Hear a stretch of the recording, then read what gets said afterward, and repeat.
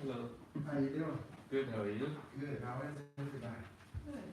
How's it going?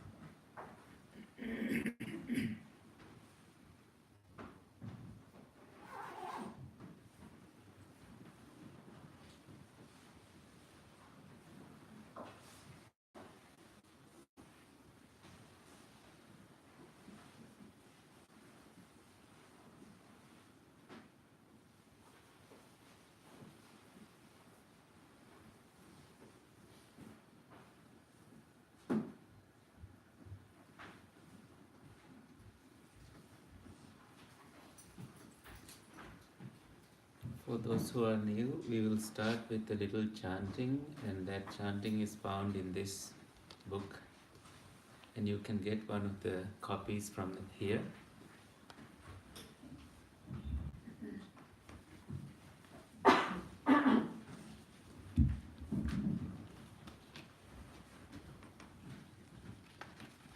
And we go to page 3 as we begin. And we are doing this chanting in Pali language. And if you don't want to try, you have the English meaning on the other side. You can just read through as people do their chanting. And this is optional for you. Shall we start? Okay. Namo tassa bhagavato arahato samma sambuddhassa. Namo tassa bhagavato arahato samma sambuddhassa. Namo tassa bhagavato arahato samma sambuddhassa. Itipiso, Buddhang saranang gacchami, Dhammang saranang gacchami, Sanghang saranang gacchami, Dutiyampi buddhang saranang gacchami, Dutiyampi dhammang saranang gacchami, Dutiyampi sanghang saranang gacchami, Tatiyampi buddhang saranang gacchami, Tatiyampi dhammang saranang gacchami, Tatiyampi sanghang saranang gacchami. Panatipata veramani sikkhapadang samadhiyami. Adinnadana veramani sikkhapadang samadhiyami. Kamesu miccācara veramani sikkhapadang samadhiyami. Musavada veramani sikkhapadang samadhiyami. Surameraya majjapama dattana veramani sikkhapadang samadhiyami.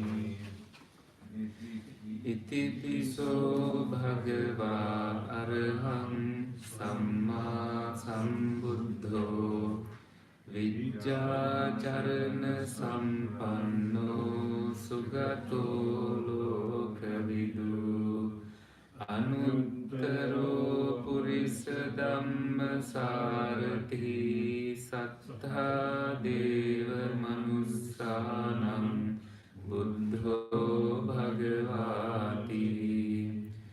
Swakhato bhagavata dhammo sanditthiko akaliko ehipassiko opanaiko paccattam veditabbo vinyuhiti. Supatipanno bhagavato sāvaka sangho Ujupatipanno bhagavato sāvaka sangho Nyāyapatipanno bhagavato sāvaka sangho Sāmīcipatipanno bhagavato sāvaka sangho Yatidam cattari purisa yugani atta purisa puggala esa bhagavato sāvaka sangho Ahuneyo pahuneyo dakhineyo anjali karaniyo Anuttaram punyakhettam lokassati. Sadhu, sadhu, sadhu. And put that aside. You keep these three, but the space will be off. Great. It is on live streaming and some people want to join. Alright, so Feel the space, closing your eyes and adjusting your body to a meditation posture. Inhaling and exhaling deeply.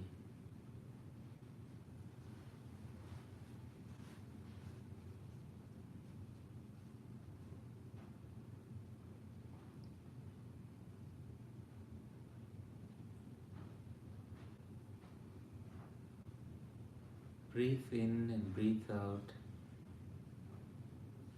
feeling your breath. Also aware of the thoughts that come to your mind. What kind of thoughts are coming right now?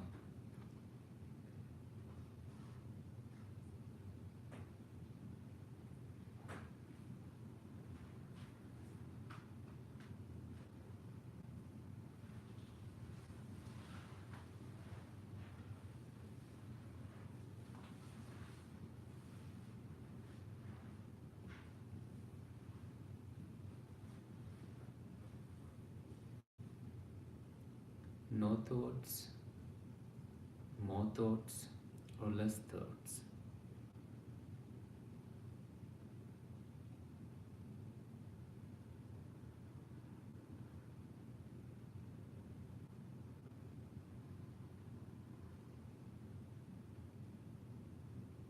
Continue inhaling and exhaling,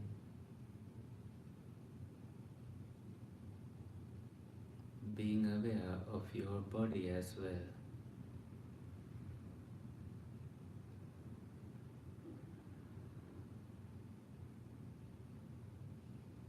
Feel the space between the floor and your body, the ground and yourself.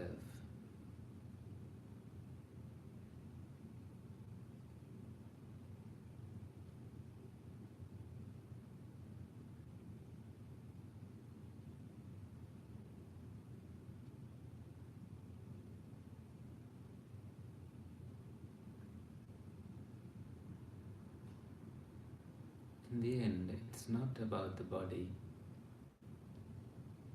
it's about how peaceful you feel in this experience.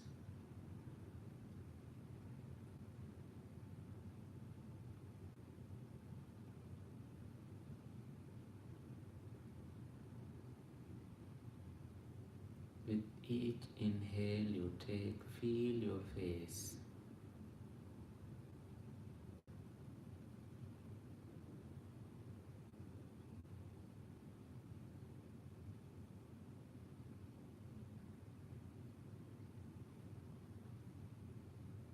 Keeping your body straight up.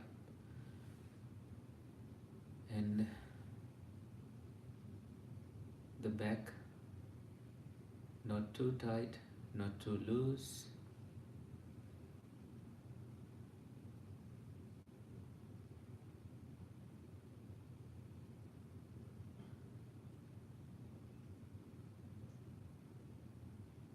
Invite any past meditation experience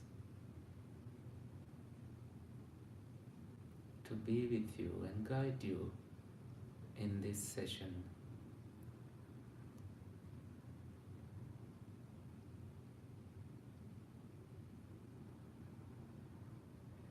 Mindfully you breathe in, mindfully you breathe out.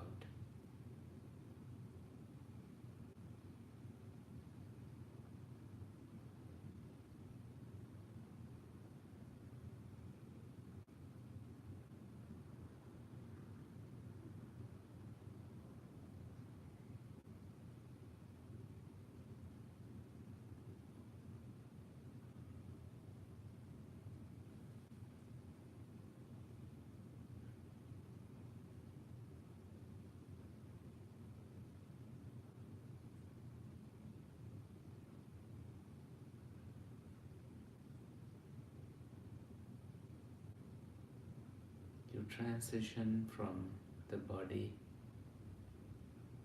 to whatever the beautiful state you are going to experience during and after this meditation.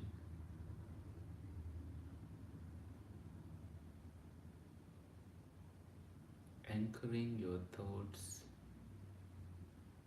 into feeling your breath as you inhale and exhale.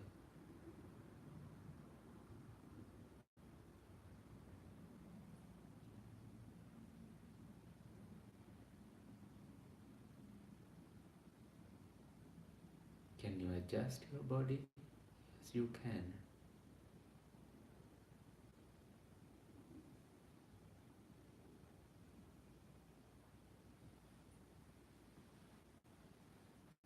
With each in-breath and out-breath, relax your body from top to bottom to the ground.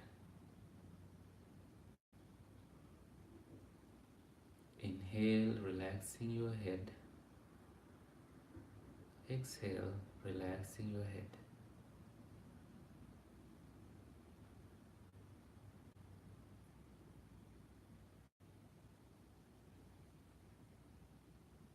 Inhale, relaxing your face, muscles, and exhale, relaxing the muscles. Keeping a gentle smile on your face.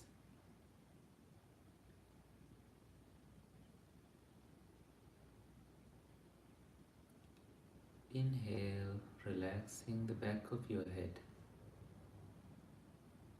moving and adjusting as necessary.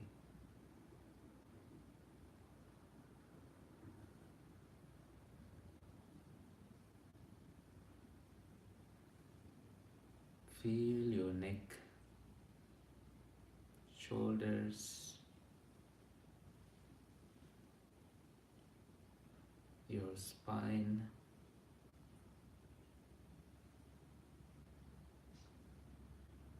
your chest,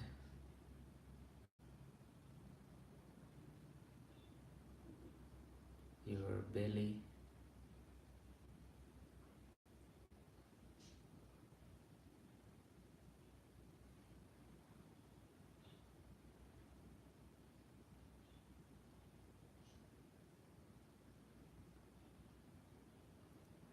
also feel the pelvic area, thighs,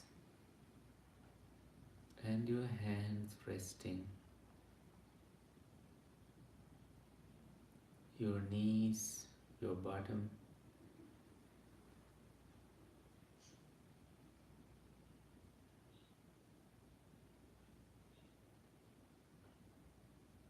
shin bones,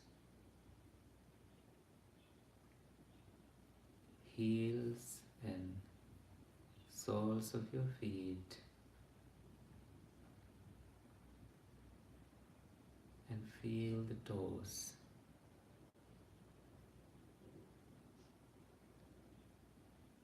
If you feel numb in any part of your body, let some blood go in there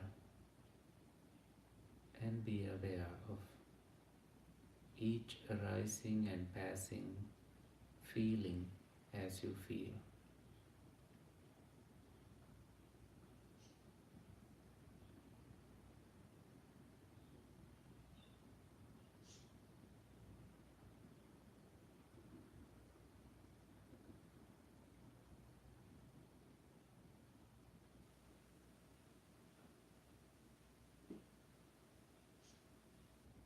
Take a deep breath again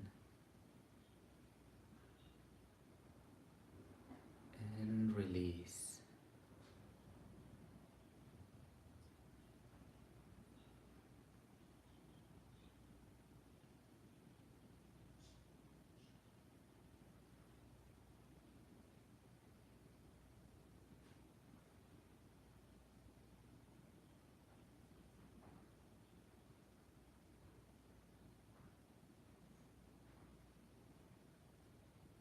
This is not a meditation about the body.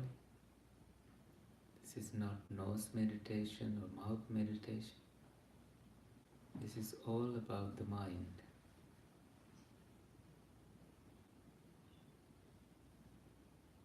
Allowing your mind to relax with each mindful in-breath and out-breath.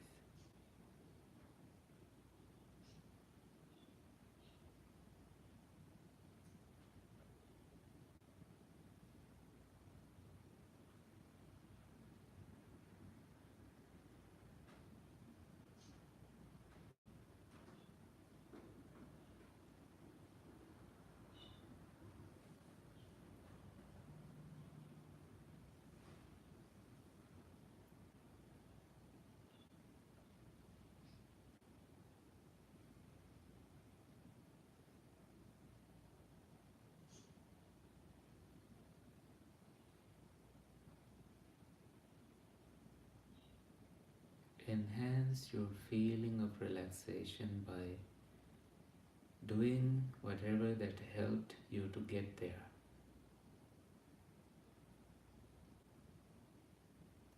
Breathing in and breathing out, relaxing the body.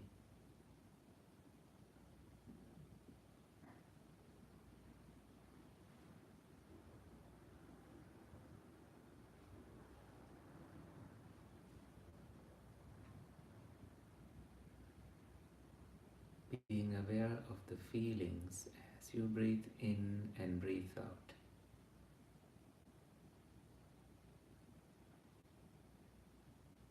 Slowly and mindfully.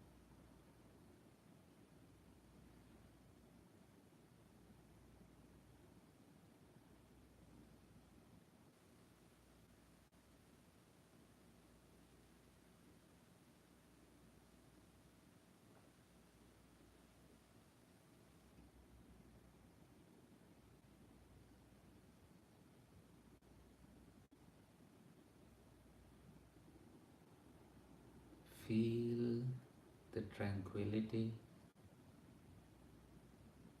Zoom in calmness.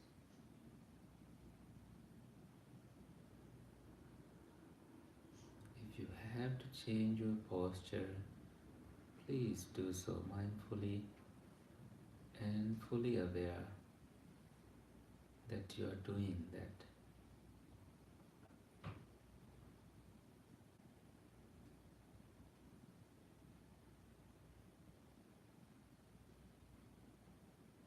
Come back to mindfulness of breathing.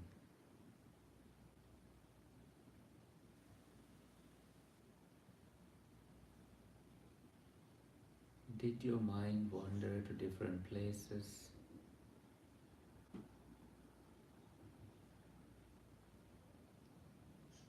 If your mind wanted to stay in those places, make your in-breath and out-breath a delightful experience.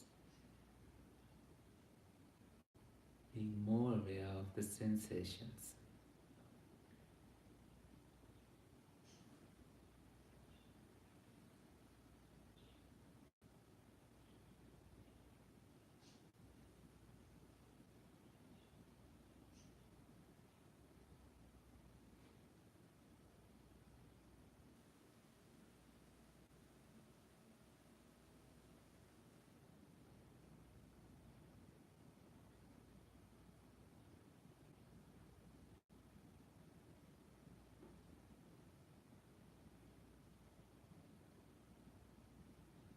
Breathe in and breathe out naturally as they happen.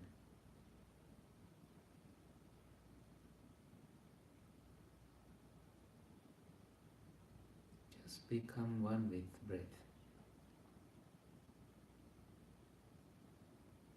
Is it you breathing or is it just happening?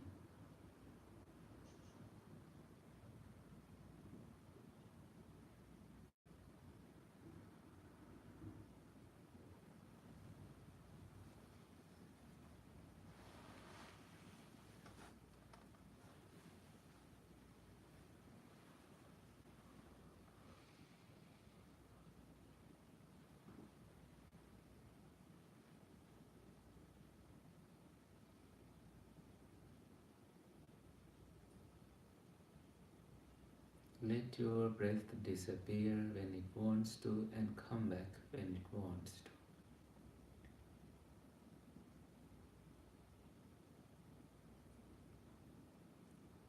You may feel like some parts of your body disappear as you tranquilize this body.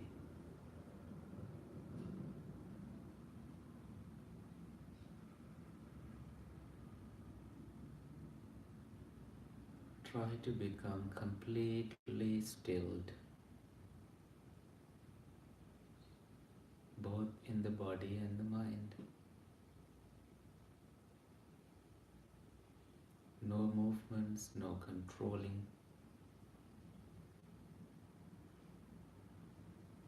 just peace and stillness.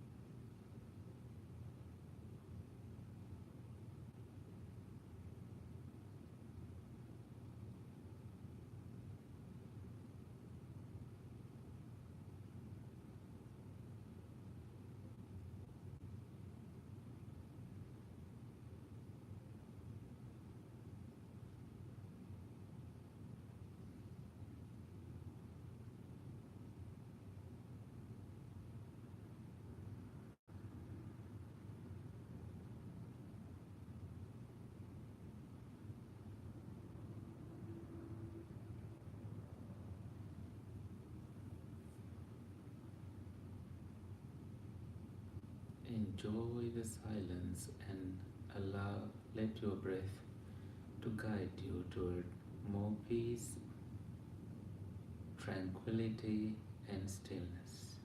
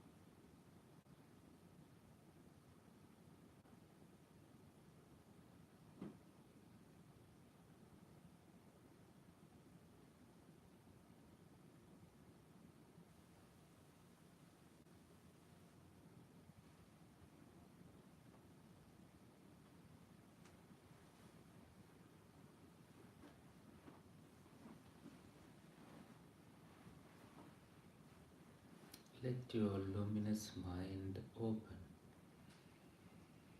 pure, shining, glowing like a light, and deepen this experience.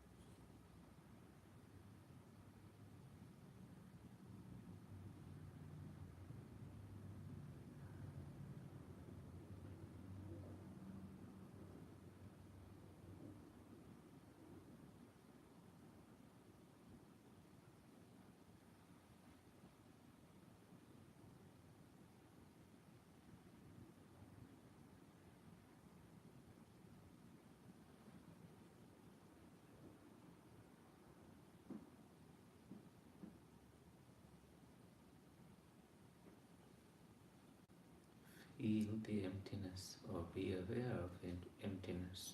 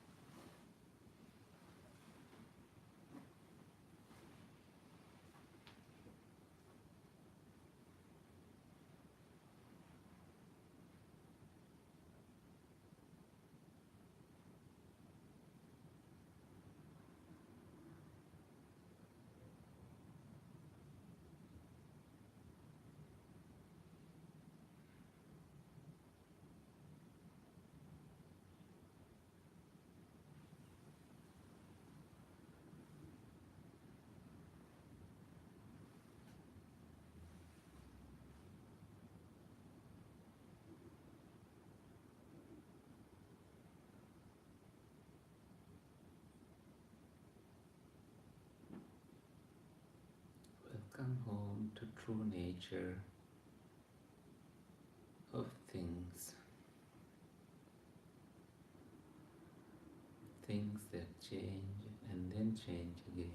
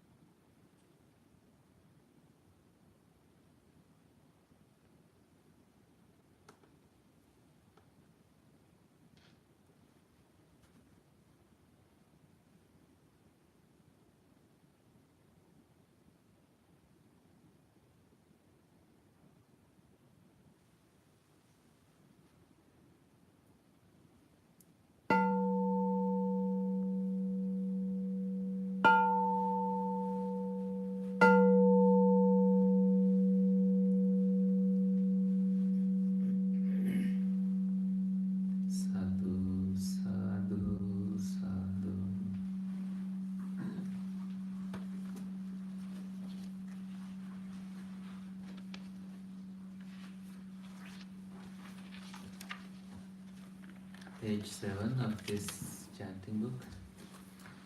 We will read the Buddha's words on loving kindness, Metta Sutta. This is what should be done by one who is skilled in goodness and who knows the path of peace. Let them be able and upright, straightforward and gentle in speech, humble and not conceited, contented and easily satisfied, unburdened with duties and frugal in their ways, peaceful and calm and wise and skillful, not proud and demanding in nature. Let them not do the slightest thing that the wise would later reprove, wishing in gladness and in safety. May all beings be at ease, whatever living beings there may be, whether they are weak or strong, omitting none, the great or the mighty, medium, short or small, the seen and the unseen, those living near and far away, those born and to be born. May all beings be at ease.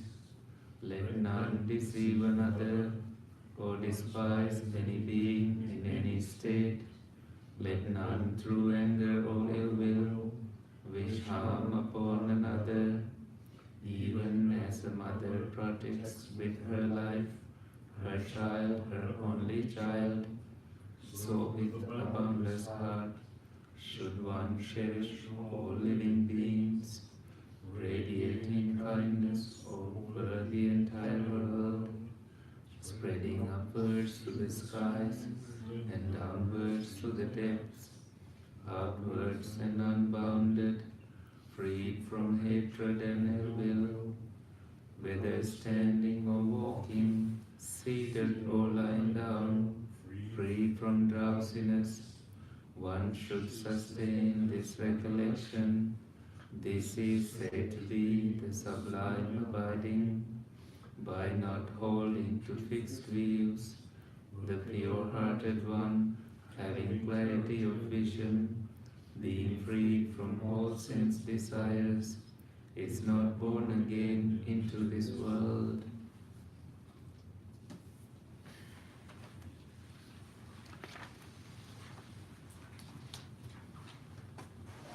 Okay, hope you had good time in your meditation. If you had bad time, that is still meditation. You did something. And sometimes meditation is not about doing something, it's about being. Anyway, I wanted to share with you the story about the farmer, and maybe this will help you in many ways in your life, and maybe not. So this farmer had a horse. Some of you may have heard this story. And the horse ran away. And the neighbors came and told him how bad, how unfortunate that the horse ran away. And the farmer responded, maybe. Now you know why I said maybe this story will be helpful to you, or maybe not. And the next day, the horse came back with 3 wild horses. And the neighbors again came back and said, how wonderful! Now you have 4 horses in your farm. The farmer said, maybe. And the next day, his son climbed up one of the untamed horses and tried to play, tried to run, and he fell from the horse and broke his leg. The neighbors again came to the farm and said, "How unfortunate, what a bad luck." And the farmer said, "Maybe." And a week later, the government, some soldiers came and wanted to recruit people for the army. And the son was not picked because he lost his leg. And many young people were taken. Almost all the young people were taken to the army. And the neighbors again came and said, "What a great luck, your son stays home with you." And the farmer's response was, "Maybe." So,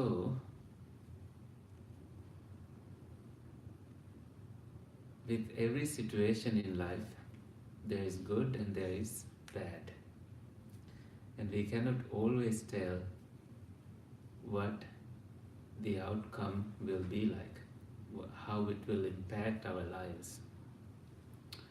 But what happens is people make a judgment soon and try to run away from some situations. Then only what they can do is to wait a little longer and see how this experience can bring you, if it is a bad experience, how it can bring you good results as well. For example, if you are living with toxic people in your life, maybe you are learning something about patience in that experience. Now, later on, when you move to live with people who are even more difficult, the experience you gained by living with toxic people, the patience you learned, will help you. So,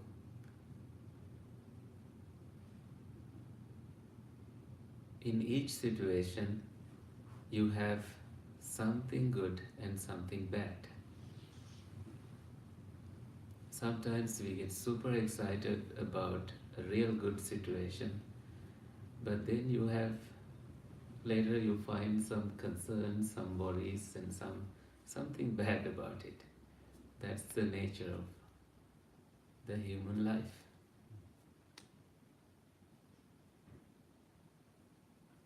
You find the perfect husband, perfect wife,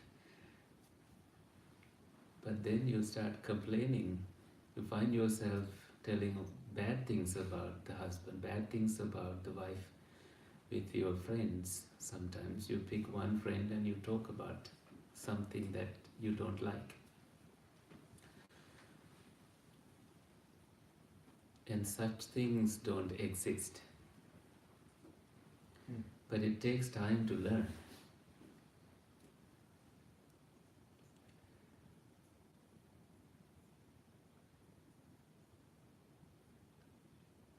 So, maybe this story will come back to you in many times in your life, maybe not. So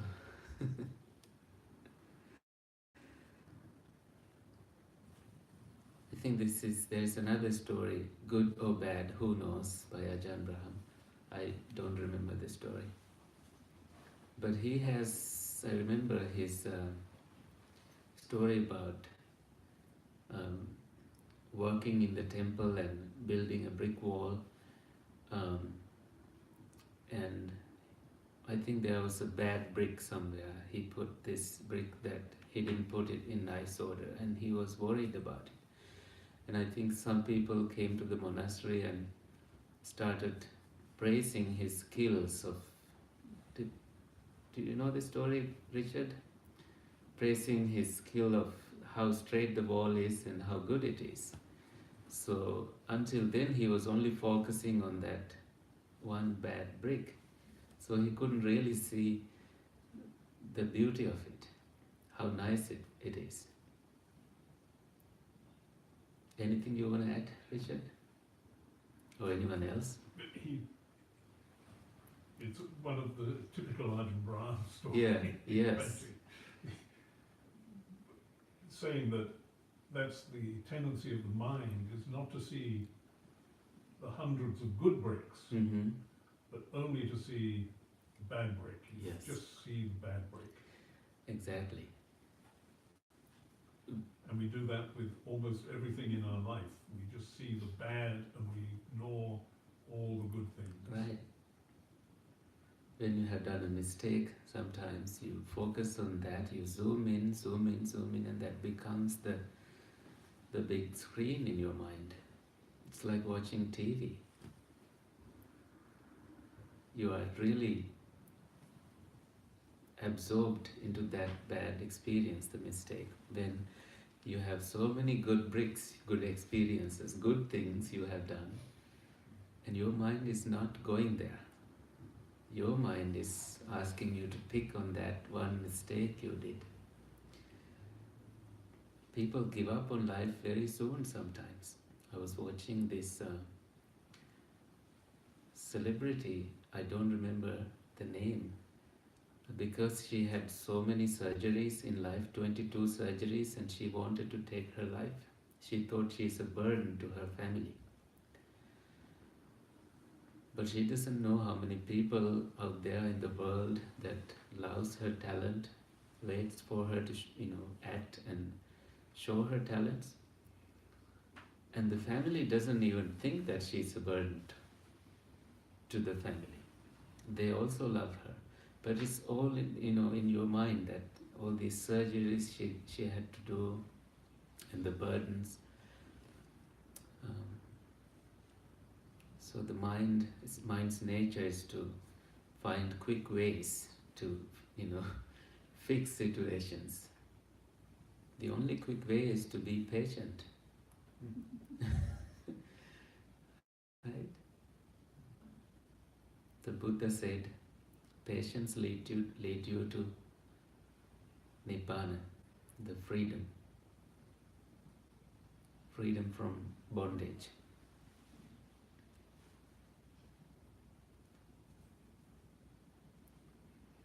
When you have done a mistake, you have fears, you have tears, but you need years behind these fears and tears to undo this experience and start focusing on the good. Life becomes beautiful when you are that patient. If you keep rereading the last chapters, the bad ones in your life, you are not making time to write a good one. You are not ready to write a good one. Good next chapter.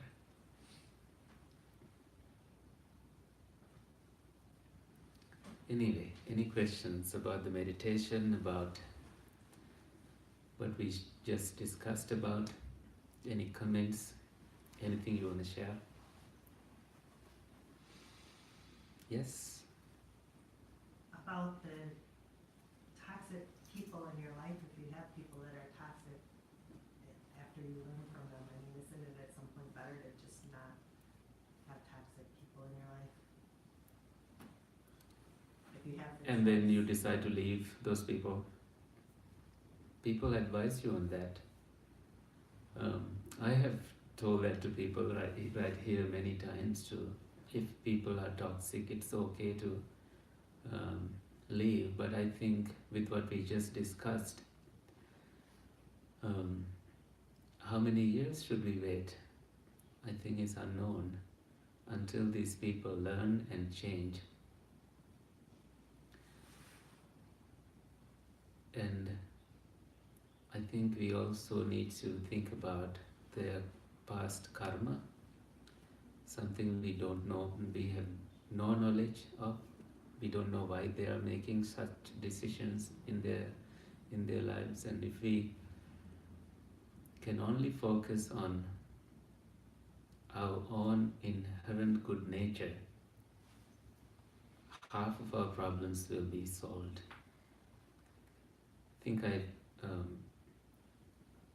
shared in the morning, Saturday morning meditation here, that the only way to be happy is to let people worry about, well, let people mind on their business and you mind on your business.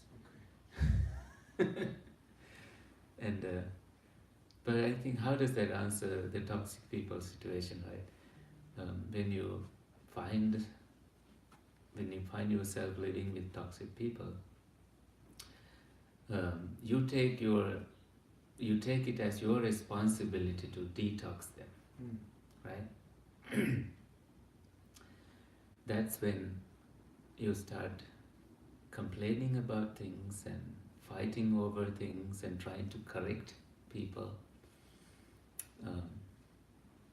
I lived with 4 roommates, and sometimes they forget to, so they leave dishes in the sink, and they are as busy as other roommates, just like me. When you go to university and you just but they just, you tell them, they don't do it, and then you put a notice. I put a notice there, nice notice.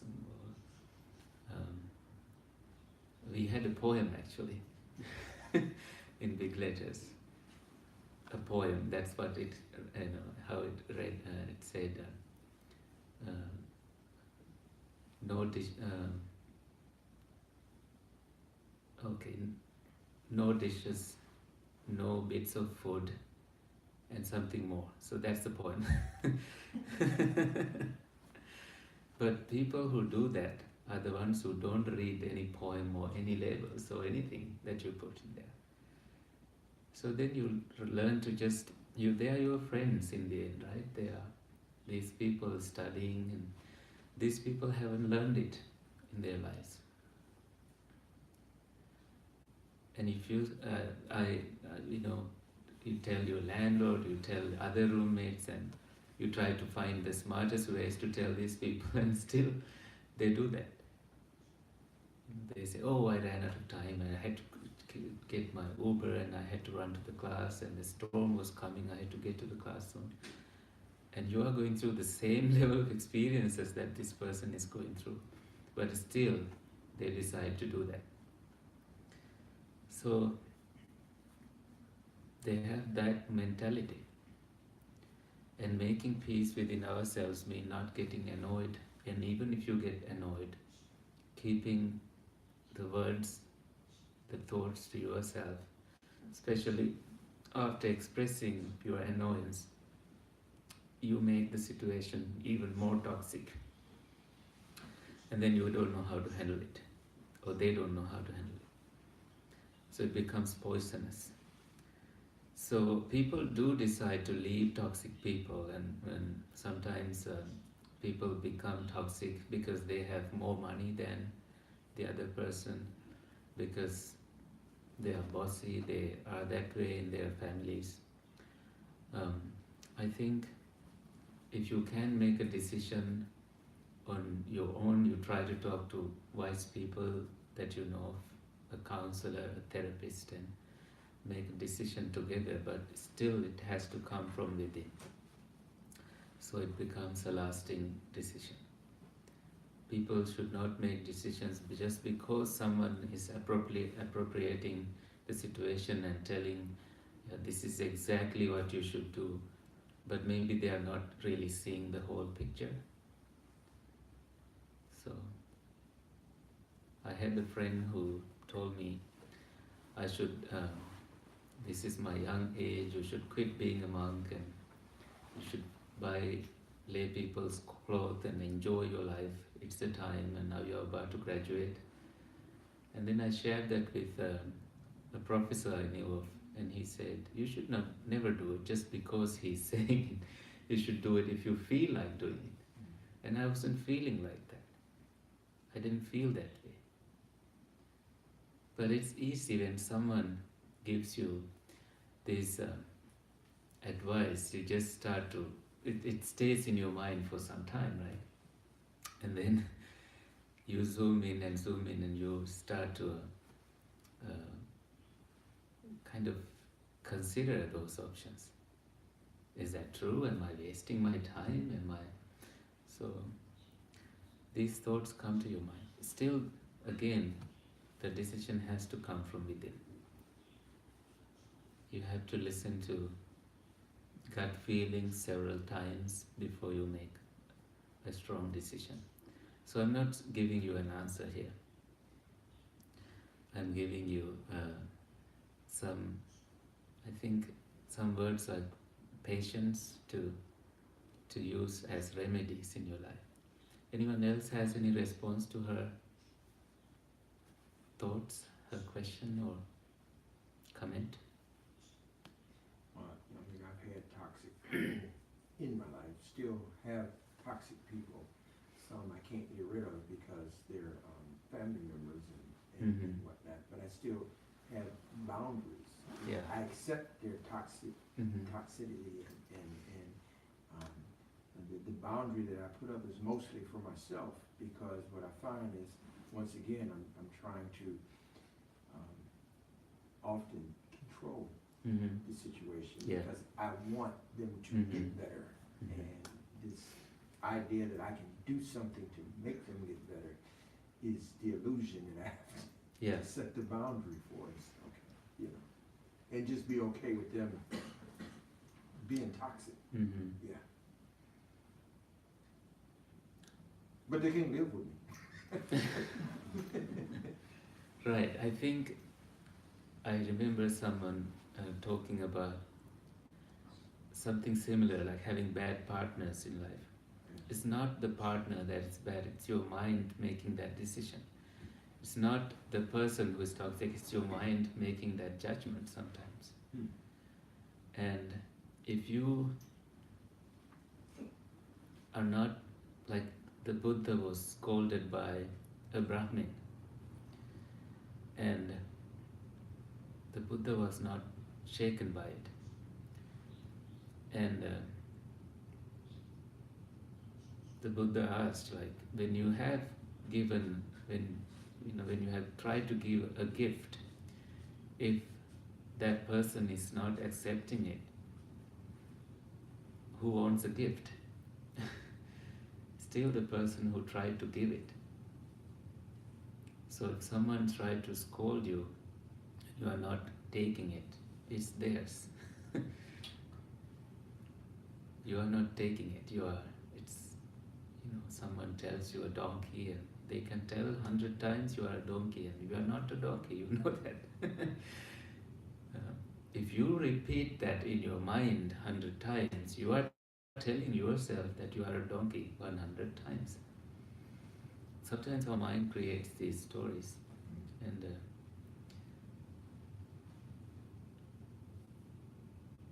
people are people, and we can start seeing good sides, and we can see that transformation when we become the good people, when we become the source of wisdom and light to these people.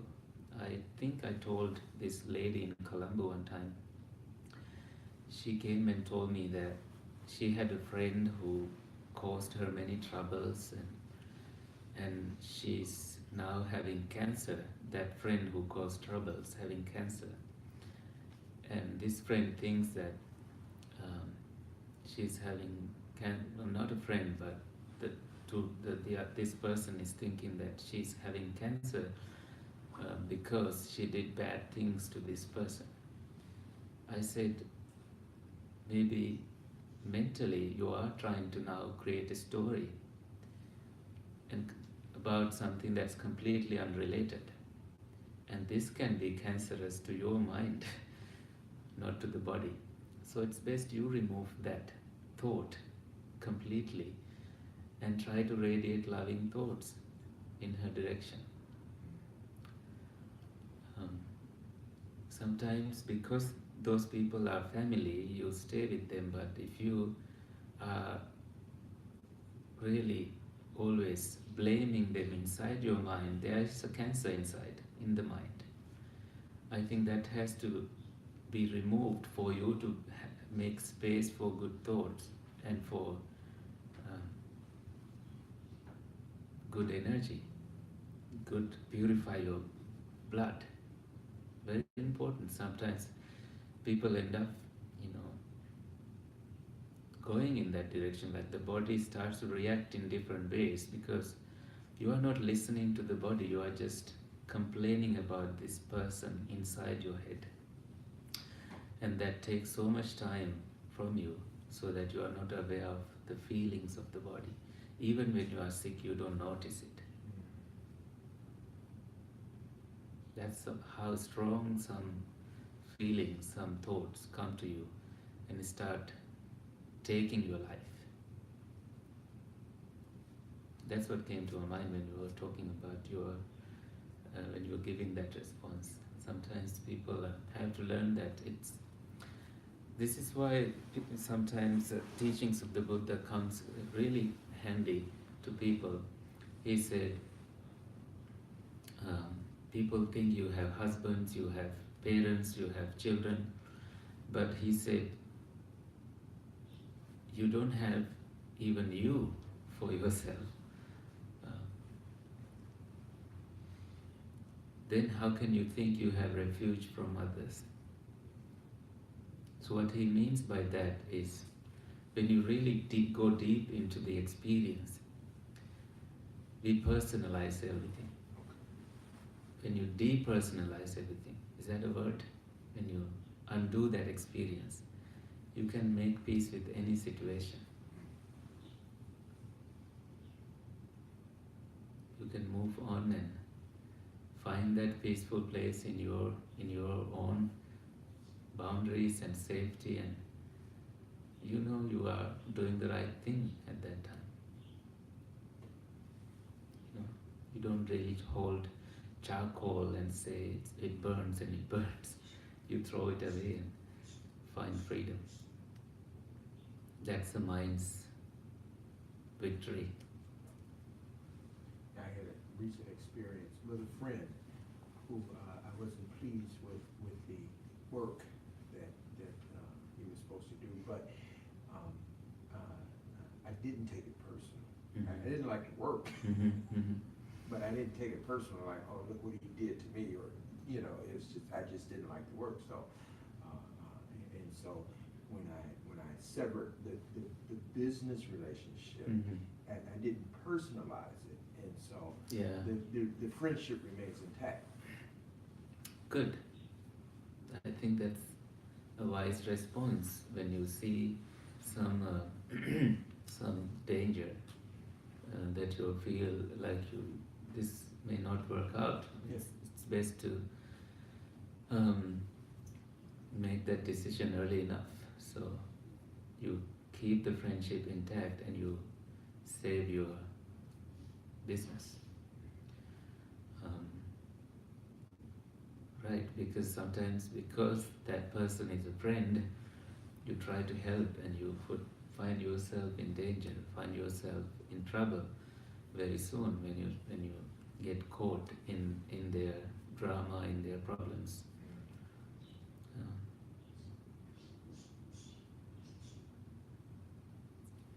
Anyway, patience. Patience the key. Any more thoughts? Any more questions?